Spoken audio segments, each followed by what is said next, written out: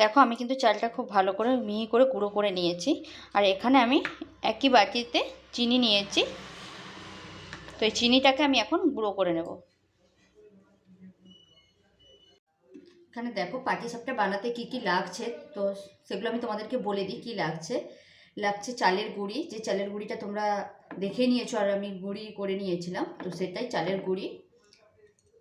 লাগছে সুজি, লাগছে ময়দা, আর লাগছে চিনি গুঁড়ো। তো এখানে আমি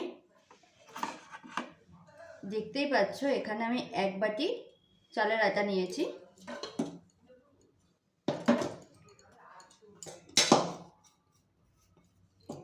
চালের আটাটা আমি ঢেলে নিয়েছি।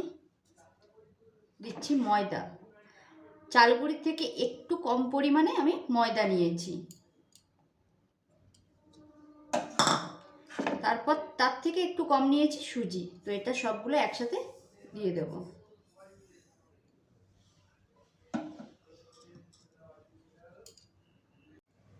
আর দেব কিছুটা পরিমাণ চিনি গুঁড়ো।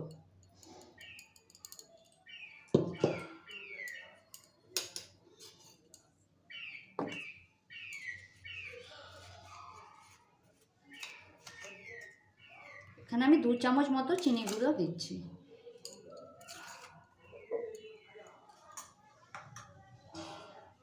এটাকে একটা ব্যাটার তৈরি করব।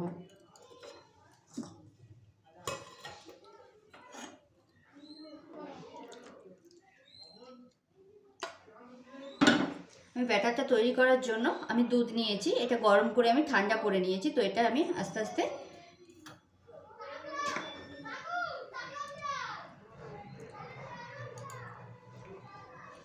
একটা ডো তৈরি করে নেব।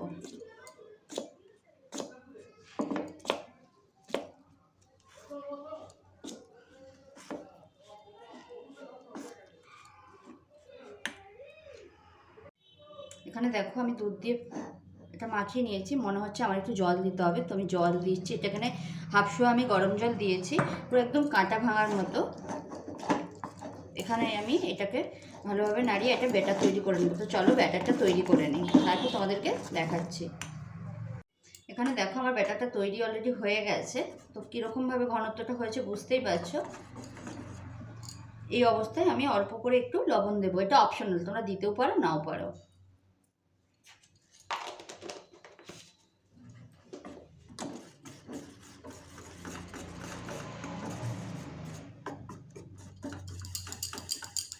তো চলো এটা আমার হয়ে গেছে, আমি এটা 8 ঘন্টা ঢেকে রেখে দেবো।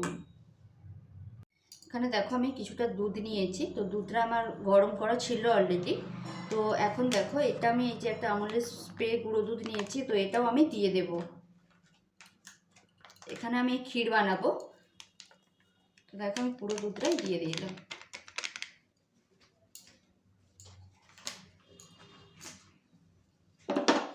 একেবারে অনবরত নাড়তে থাকবে।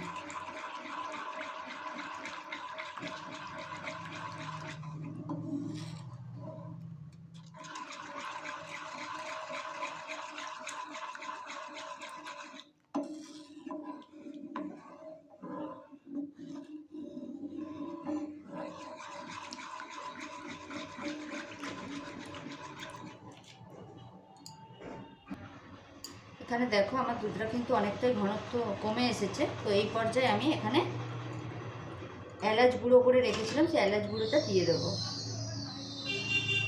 তাতে এর স্মেলটা খুব সুন্দর আসবে। এখানে আমি কিছুটা চালের গুঁড়ি আর কিছুটা সুজি রেখেছিলাম, তো সেটাও আমি এর মধ্যে দিয়ে দেবো।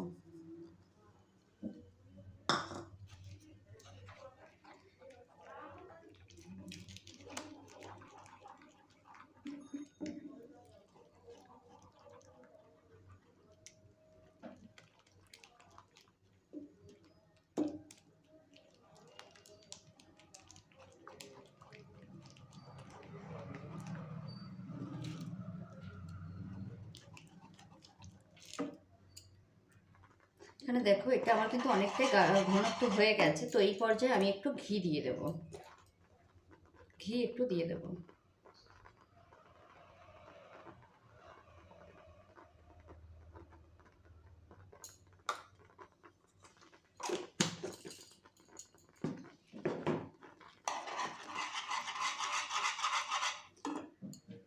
এখানে বাদাম কুচি করে রেখেছি, তো বাদামগুলো দিয়ে দেবো। এটা অপশনাল, দিতেও পারো নাও পারো।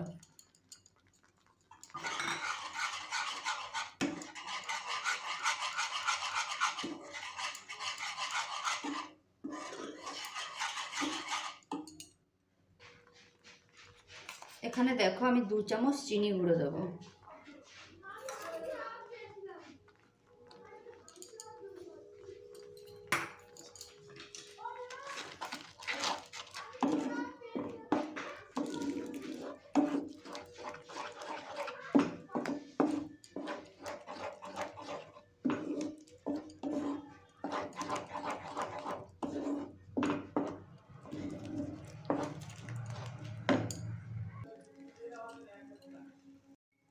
এখানে দেখো আমার পুরটা রেডি হয়ে গেছে। তো চলো এবার আমি এটাকে ঠান্ডা করে রেখে দিই কিছুক্ষণ, তারপর যখন ব্যাটার বানাবো তখন তোমাদের সাথে শেয়ার করছি।